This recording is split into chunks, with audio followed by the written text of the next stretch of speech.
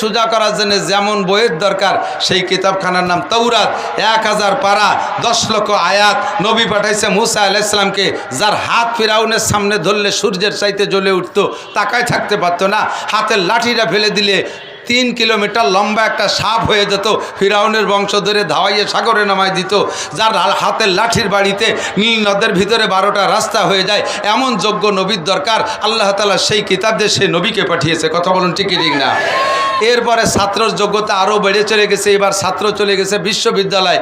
এই বিশ্ববিদ্যালয়ের ছাত্রদেরকে তৌরাত কিতাব দিয়ে তৃপ্তি হবে না বিধায় আল্লাহ তাআলা নিজ হাতে বাপ ছাড়া নিজের পক্ষ থেকে রুহু দিয়া হযরত ঈসা আলাইহিস সালাতু ওয়াস সালামকে পাঠিয়েছে মারিয়াম আলাইহিস সালামের পেটে। কিতাব দিয়েছে তাকে ইনজিল কিতাব। এই কিতাবও যথেষ্ট কঠিন, যেটা বিশ্ববিদ্যালয়ের ছাত্রদেরকে তৃপ্তি দিতে পারে। ছাত্র যেমন তার জন্য কিতাবও তেমন। চলে গেছে 570 বছর, এর ভিতরে ঈসা আলাইহিস সালাম চলে গেলেন। ছাত্র যোগ্যতা আরও বেড়ে গেছে। ছাত্রর নাম আবু জাহেল, ছাত্রর নাম আবু লাহাব, উতবা, সাইবা, ওলীদ ইবনে মুগিরা, আবু সুফিয়ান, ওমর, আবু বকর, উসমান, আলী, তালহা, জুবায়ের, বেলাল, আম্মার, সোহাইব, আব্দুর রহমান ইবনে আবি বকর, আব্দুল্লাহ ইবনে ওমর, সালমান ফারসি, আব্দুল্লাহ ইবনে সালাম রাদিয়াল্লাহু আনহুম আজমাইন। এরপরে আসছে পরবর্তীতে, এখন আস্তে আস্তে ছাত্রর যোগ্যতা হয়েছে যারা নিজেরা আকাশে উড়তে পারে, বডির সাথে মেশিন লাগায় নিজে ওড়ে, চাঁদের দেশে যায়, মঙ্গল গ্রহে যায়। এই সমস্ত তেজি ছাত্রকে ওই আগের বই পুস্তক পড়াইয়া আগে তৃপ্তি দেওয়া যাবে না। এই জন্য আল্লাহ তাআলা এমন একটা কিতাব পাঠিয়েছে যেই কিতাবের সামনে আর হা করার উপায় নাই। তার জন্য উস্তাদ একজন বাছাই করেছে, লাউলাহু মা খালাকাল আফলাকা খালিকুহা লাউলাহু মা খারাজাল ইনসানু মিন আদামি বাদে খুদা বুজুর্গ তুই কিসসা মুক্তাসার। এমন একটা ব্যক্তিকে উস্তাদ বানাইছে, যেই ব্যক্তিকে আল্লাহ বলেছে তুমি বলে দাও বইস্তু মুআল্লিমা, আমাকে আল্লাহ উস্তাদ হিসেবে পাঠিয়েছে। কিয়ামত পর্যন্ত যত বড় শিক্ষিত পণ্ডিত আসুক না কেন, আমার নবীকে একটা অক্ষরের শিক্ষা দেওয়ার যোগ্যতা নিয়ে আসতে পারবে না। যত বড় পণ্ডিত আসুক, আমার নবীর সামনে ছাত্র হয়ে বসে থাকা লাগবে। কথা বলেন ঠিক ঠিক না? এজন্য যেমন নবী যেমন উম্মাদ সেরকম উস্তাদ, সেরকম কিতাব দিয়ে আল্লাহ তাআলা পাঠিয়েছে। এর ভিতরে কোনো তা কম নাই, কোনো তা কম নাই। কোনো জায়গায় একটু ফাঁক নাই, সেই জায়গায় একটু আঙ্গুল ঢুকবা। কোনো জায়গায় একটু বেশি নাই, সেইটুক কাটিয়ে দিয়ে খাটো করবা। আমার কোরআন হলো জামে ও মানে, জামে ও মানে। জামে বলা হয় যা কিছু দরকার সব আছে, মানে বলা হয় ভিতরে ঢুকানোর মতো কোনো ব্যবস্থা নাই, সব দিয়ে পরিপূর্ণ আছে, ওর ভিতরে ঢুকানোর কোনো প্রয়োজন নাই। ঠিক কি ঠিক না? কোরআন শরীফের কোনো একটা আয়াতকে বাদ দেওয়ার দরকার আছে আপনাদের মাথায় পড়ে? আরে কথা কয় না। এই আয়াতটা কোরআন শরীফের এই জামানায় চলে না এরকম বলার কেউ আছেন নাকি? আর কোরআন শরীফের কোনো জায়গা কম আছে আর একটু ঢুকতে হবে এই বুদ্ধির কেউ আছেন নাকি? মিস্টার গুলাম আহমদ কাদিয়ানি কয় কোরআন শরীফ ছিল 40 পারা, মুহাম্মদ সত্য নবী, তার কাছে দিয়েছে আল্লাহ 30 পারা, আর 10 পারা রেখে দিয়েছে আমার জন্য। ওর কাছে বলে সেই 10 পারা নাজিল করছে। তো কোরআন শরীফের সেই 10 পারা আলা, কোরআন শরীফ 40 পারা। কোরআন শরীফ কেউ দেখছে নাকি কোনোদিন? জীবনেও কোনোদিন শাল কাঠের সাথে মানদার কাঠ মেশে না। ঠিক ঠিক না? কোরআন শরীফের শাল লোহা কাঠের সাথে তোমার ওই 10 পারা মানদার কাঠ ও কোনোদিনও মিশাতে পারবি না আল্লাহর রহমতে। আর এর হেফাজতের দায়িত্ব নেছে কে? জোরে কান কে? আল্লাহ বলেন ইন্না নাহনু নাযালনা যিকরা ওয়া ইন্না লাহু লাহাফিজুন। আগের কিতাবের হেফাজতের দায়িত্ব আমি নেই। আমি জানি ওগুলো বাদ দিতে হবে, আমি জানি ওগুলো বাদ দিতে হবে, কাজে তার হেফাজতের দায়িত্ব নেই। তার উম্মতরা ওটা নষ্ট করছে, আমি একটু বাড়াদারি করি নাই। কিন্তু কোরআন শরীফ নাজিল করেছে আমি, এর হেফাজত আমি করব। আরে লেখা কোরআন পড়াবি, লেখা কোরআন পড়াবি, লেখা কোরআন গায়েব করে দিবি, কিন্তু সিনার মধ্যে যে কোরআন আছে এই কোরআন কি লুকা, এই কোরআন কি পড়ানোর কোনো উপায় আছে? বর্তমানে বিশ্বে 2.5 কোটির উপরে হাফেজে কোরআন। জোরে কন্যা সুবহানাল্লাহ। ইটালিতে এক ডিস্ট্রিক্ট ইনচার্জ, তাকে কি বলে? District commissioner, DC. আমাদের বাংলাদেশে ডিসি বলে, ওখানে কি বলে তা জানি না। আমি গল্প শুনেছি, যার সাথে ঘটনা সেই আমাকে বলেছে যে হুজুর আপনি এই কথাটা বলবেন, আপনার খেলাফতি দিলাম। তো ডিস্ট্রিক্টের ইনচার্জ ডিসি সাহেব ওনাকে বলছেন যে আমি নিজে খ্রিস্টান, এই মুহাব্বতের সাথে খেয়াল করেন, আমি নিজে খ্রিস্টান, তবে আমার একটু শখ জাগছে 4 ধর্মের প্রতি কি বলে 4 ধর্মের বিতর্ক অনুষ্ঠান করব। 4 ধর্মের, দুনিয়ায় 4টে ধর্ম বেশি প্রসিদ্ধ, এই 4 ধর্মের বিতর্ক অনুষ্ঠান করবে। এদিক খেয়াল করেন, 1 নম্বরে মুসলমান, 2 নম্বরে খ্রিস্টান, 3 নম্বরে বুদ্ধ, 4 নম্বরে হিন্দু। এই 4টে ধর্মের আমি বিতর্ক অনুষ্ঠান করব। তো ডিসি সাহেবের ডিসি কোর্টের ভিতরে এই অনুষ্ঠান। তো উনি 3 জন সংগ্রহ করছে, খ্রিস্টান পাদ্রী একজন, বুদ্ধকে মন্দির থেকে এই চায়নাতে এক নেড়ার এনেছে, আর হিন্দুকে মন্দিরতে ইন্ডিয়াতে এক ঠাউর এনেছে। এই 3টেই কায়সামারি পণ্ডিত।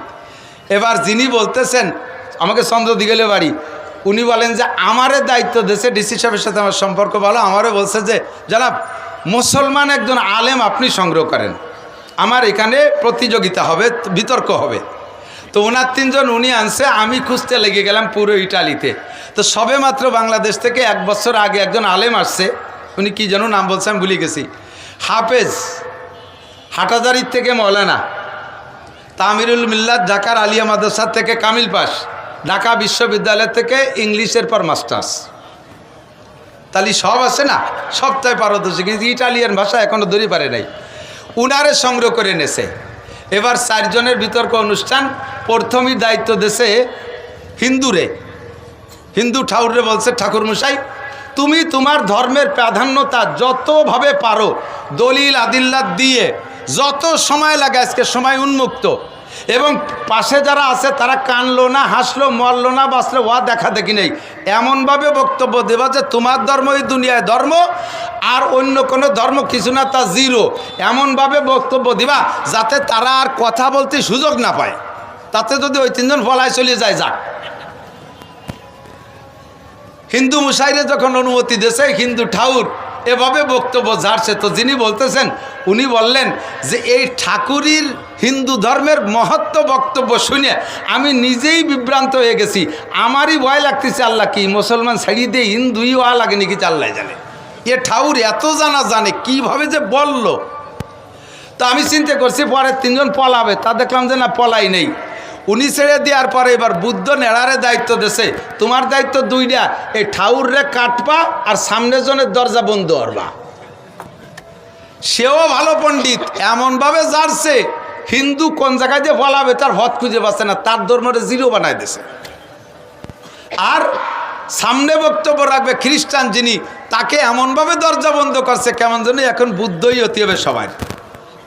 ওনার বক্তব্য শেষে এবার পাদ্রী, 3 নম্বর বক্তা পাদ্রী খ্রিস্টানরে বলছে যে তোমার দায়িত্ব আগে 2 জনরে শেষ করবা, আর পরে মৌলবী যেন কথা না করতে পারে, পিছন দিয়ে বলাই যায়, খোলামেলা কথা। এবার ওকে 2 জনের ধর্মীয় গ্রন্থ তো আসমানি কিতাব না, হিন্দু বুদ্ধকে, খ্রিস্টানের তো কি আছে, ইঞ্জিল আছে, তার তো কিছু দলিল আছে। সে এমনভাবে ছাড়ছে যে আগে 2 জন শেষ, সামনে মৌলবী মনে আর কথা বলতে পারবে না, তার বক্তব্য শেষ। তবে খুশির বিষয় শেষ বক্তা রাখছে মুসলমান জনরে। এবার উনি বলতেছে হুজুর আপনার দায়িত্ব 3 জনের শেষ করবেন, আমি খ্রিস্টান আমারে বলে ভয় পাবেন না, আমি ডিসি আমারে বলে ভয় পাবেন না, আপনার কাজে আপনি ছাড়বেন, আপনার ধর্মই সঠিক প্রমাণ করে ছাড়বেন, নইলে কিন্তু এ জায়গায় বিপদ আছে। তো এবার হুজুর যখন বয়ান শুরু করলেন, বয়ানের সংক্ষিপ্ত মুক্তাসার বক্তব্য এভাবে বললেন, কয় স্যার আপনারা যদি আল্লাহ 100 বছর হায়াত দেয়, আর এই কয়েকজনের যদি আরও 100 বছর দেয়, আমারও যদি 100 বছর হায়াত দেয়, আর এই মজলিসটা যদি 100 বছর ধরে রাখেন, আমি 100 বছর পর্যন্ত দলিল দিতে পারবো ইসলাম ছাড়া অন্য কোনো ধর্ম নাই, আল্লাহ ছাড়া কোনো মাহবুদ নাই। জোরে বলেন ঠিক কি ঠিক না? আমি 100 বছর দলিল দিতে পারবো, আমার একটু দলিলই কম হবে না ইনশাআল্লাহ। তবে এত দলিল দেব না, আমি ছোট্ট একটা দলিল দিই। স্যার এই আমরা 4 জনের ধর্মগ্রন্থ আছে, 4 জনের আছে, হিন্দুদের আছে, বুদ্ধর আছে, খ্রিস্টান আছে, আমার আছে কোরআন। আপনি একটু বলেন এই 4 জনই চেষ্টা করি, দুনিয়ায় যত লিখিত ধর্মগ্রন্থ আছে যার যার ধর্মের সবগুলোই আপনার কাছে জমা দেবে, আপনি সাগরে ডুবোয় দেবেন, অথবা মাটিতে পুঁতে দেবেন, অথবা আগুন দিয়ে পোড়ায় দেবেন, আমারও যত কোরআন আছে সমস্ত কোরআন পোড়ায় দেবেন, সব কিতাব পোড়ানোর পরে, সমস্ত যার যার ধর্মীয় গ্রন্থ পোড়ানোর পরে এবার ওনাদেরকে দায়িত্ব দেন, আমারও দায়িত্ব দেন, যার যার ধর্মগ্রন্থ যেমন ছিল হুবহু একাকার লিখে দেখাতে হবে। যদি পারে তাহলে আমারটা আমি লিখবো না, আমি চিরতরে সারেন্ডার করব। বলেন অনুমতি দেন, হুকুম দেন। এবার ডিসি সাহেব বলতেছে মৌলভী সাহেব কী করলো, পারবেন? সবাই পারবেন? ওরা কয় স্যার আপনার ভাই ধরে আমাকে বইখান পোড়াইয়েন না, এই একটু ধুয়ে মুছে বুড়ো আঙ্গুল না চাই খাই বেড়াচ্ছি, যদি পোড়াই দেন তাহলে আর ভাত হবে না। হুজুর বললেন সারা দুনিয়ার কিতাব পড়ায় দেন, সারা দুনিয়ার কোরআন পড়ায় দেন, আমাকে মাত্র 1 ঘন্টা সময় দেবেন, আমি 1000-এর উপরে কপি হুবহু কোরআনে কারীম লিখে দেখাইতে পারবো। ইন্না নাহনু নাযালনা যিকরা ওয়া ইন্না লাহু লাহাফিজুন। ও দোস্ত, যত ষড়যন্ত্র করো আমার কোরআনকে দুনিয়া থেকে মুছে দিতে পারবে? মাঝে মাঝে ঝড় ঝাপটা আসবে, ফিতনাবাজদের কাজই এদিক তাকান এদিক। আমি তো মাদ্রাসায় পড়াই, আমার অধীনে উস্তাদও আছে, আমি মোহতামেম প্রিন্সিপাল, আমার অধীনে উস্তাদও আছে, ছাত্রও আছে।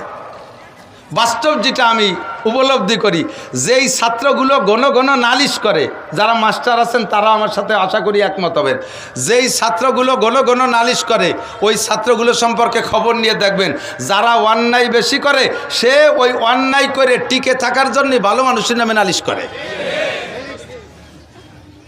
ঘন ঘন নালিশ করে ও ভালো সাইজে থাকতে চায়, আসলে আকামের গুরু ওই দিয়ে। আর উস্তাদদের মধ্যে যারা কর্মঠ তারা তো কাজ করে যাচ্ছে, যে কয়জন অকর্মা, উস্তাদরা অকর্মা, এই অকর্মা কয়জন প্রতিষ্ঠিত হওয়ার জন্য, টিকে থাকার জন্য ওই কর্মঠ কয়জনের নামে গিবত শিকায়ত করে, উনি এই কইছে, আপনার নামে এই কইছে, ওই হচ্ছে তাই হচ্ছে, ও কিন্তু কিচ্ছু না। কথা বলেন, এই অকর্মা কয়জন গিবাত করে উস্তাদরা, আর ছাত্ররা যেটা অন্যায় করে ওইটা ভালো ছাত্রদের নামে খালি নালিশ করে করে সে প্রতিষ্ঠিত হওয়ার চেষ্টা করে। সেম আমরা অত দরি দরবারের দাঁত দাঁড়ি না, আমাকে সময় নাই, আমরা জায়গা মতো আছি। যাদের ধর্মের ভিতরে ত্রুটি আছে, যাদের সমস্যা আছে, তারাই একটা সত্য ধর্ম, একটা স্বচ্ছ ধর্ম, একটা সত্য জাতির উপরে তারাই এসে হামলা করে, আক্রমণ করে, তাদের সম্পর্কে সমালোচনা করে, তার ভিতরে আঙ্গুল ঢুকানোর চেষ্টা করে। আমাদের ওই সময় নাই, আমি কাজে ব্যস্ত। আমাদের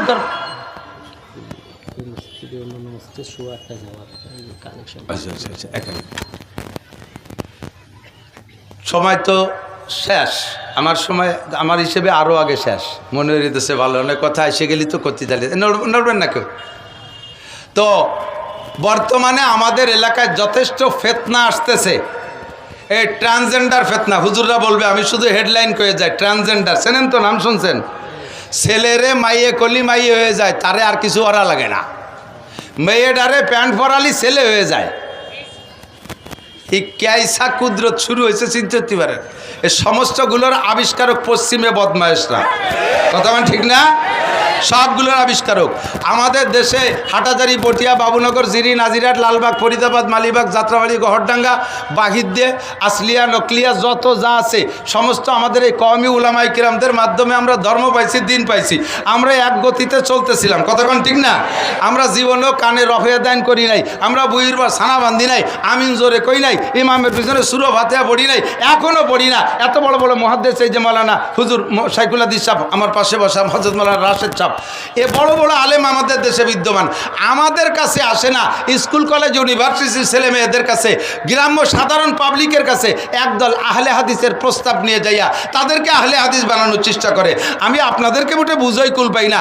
আপনাদের কাছে এই সমস্ত ফিতনাবাজ যারা আসবে, হিজবুত তাওহীদ পার্টি, আহলে হাদিস পার্টি, এরকম বিকল্প ধারা নিয়ে যারা আসবে, তবলিগের ভিতরে উলামায়ে কিরামরা বাদ দিয়ে আরেকটা যে দল আছে, এই দলগুলো আপনাদের কাছে আসলে আপনার এটা সঠিক না বেঠিক এটা প্রমাণের জন্য ছোট্ট একটা পরামর্শ দেই, সেটা হলো আপনি তারে বলবেন, বাবা বাবা আমি এলেম কালাম জানি না, আমারে তুই বিরক্ত করিস রে, তুই নাসির মাওলানা রে, আর অলিপুরি হুজুর রে, রাশেদ মাওলানা রে, আর আকরাম আলী সাহেব রে, আর মাওলানা মকসুদ রে, এই হুজুর কয়জনের দাওয়াত দিয়ে তোর দলে নে, ওই কয়জন স্টেজে বলে দিলে আমরা সবাই তোর দলে। কথা বলেন ঠিক ঠিক না? এ কথাটা বলতে পারবেন না? কাহারও 14 গোষ্ঠীর ক্ষমতা নাই মৌলানা নাসিরের দাওয়াত দিতে আসবে, মৌলানা মাকসুদের দাওয়াত দিতে আসবে, মৌলানা রাশেদ সাহেবকে দাওয়াত দিতে আসবে, আকরাম আলীকে দাওয়াত দিতে যাবে, আশরাফ আলীকে দাওয়াত দিতে যাবে, আব্দুল গফফারের দাওয়াত দিতে যাবে। একটা আহলে হাদিসের ক্ষমতা নাই, একটা হিজবুত তাওহীদের ক্ষমতা নাই। আসে আপনাদের কাছে কেন? নরম জায়গা কিছু কিছু ওঠে বেশি। সামনের থেকে যদি আসে, হুজুর চলে আসছেন, তো আমরা আজকের মাহফিলের উপরে সন্তুষ্ট আছি না বেজার? খুশি না বেজার? সত্যি খুশি? মাত্র 10 জন মৌলবী মিলে এই মাহফিলের ইন্তজাম করছে। মনে হয় আপনাদের কাছে ওভাবে ভাড়ায় ধরে কালেকশন করে নাই, আর হবে কি হবে না ভয়তে ওনাদেরও জিব্বে পানি ছিল না, এই জন্যই ভালো করে কালেকশন করে নাই। নড়াচড়া করবেন না। ও তাআওয়ানু আলাল বিররি ওয়াত তাকওয়া ওয়ালা তাআওয়ানু আলাল ইসমি ওয়াল উদওয়ান। একে অপরকে ভালো কাজে সাহায্য করব। রাজি আছি তো ইনশাআল্লাহ? হযরত অলিপুরি সাহেব দামাত বরকাতুহুল আলিয়া হযরত চলে আসছে, এক্ষুনি কথা বলবেন, হয়তো নামাজ পড়ে হবে। তো দোস্ত, আমরা এই মুহূর্তে প্রত্যেকে বিসমিল্লাহ কইয়া, হ্যাঁ নামাজ হবে না, নামাজের পরে আমরা এই মুহূর্তে যে উঠবো সে বসবো যে অন্য দলের লোক, আর যে বসে থাকবেন বসবো যে এই দলের লোক। বাছাই করার জন্য ছোট্ট একটা কম্পিউটার আছে আমার কাছে।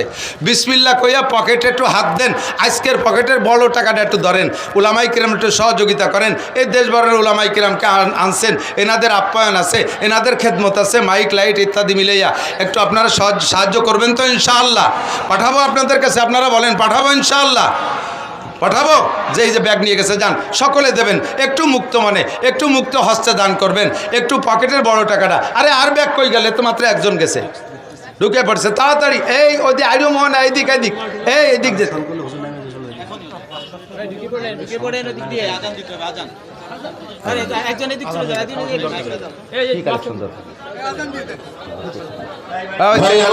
কেউ আওয়াজ না করি, হযরত অনেক দূর থেকে আসছেন, আবাসে হবিগঞ্জে যাবেন, অনেক ব্যস্ত মানুষ। হযরত অল্প সময়ের মধ্যে বয়ান শুরু করবেন, এই জন্য আমরা মেহেরবানি করে কেউ এলোমেলো না হই।